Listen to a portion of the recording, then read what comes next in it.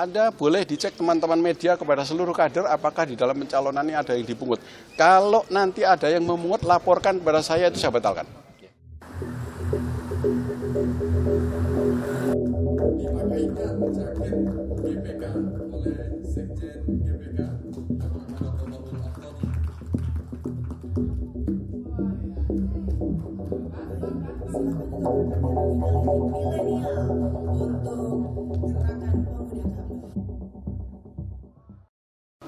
Kabarnya Pak Sandiaga ini memberikan dana kampanye untuk pileg Pak, untuk masuk ke P3 Pak. Tolong kasih tahu saya jumlahnya berapa? Kurang tahu Pak. Ya? Pagi sekali kabarnya begitu Pak. Oh, enggak. Kita P3 tidak mempersyaratkan terhadap semua kader. Ya, kita di P3 ini adalah meneguhkan jalan perjuangan. Ya, kita berkhidmat untuk berjuang. Kita nggak ada, boleh dicek teman-teman media kepada seluruh kader apakah di dalam pencalonan ini ada yang dipungut.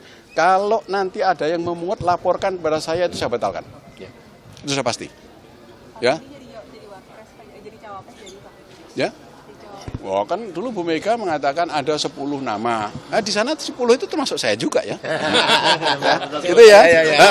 Ya, terima kasih. Nanti kalau sudah selesai terutama besok ya.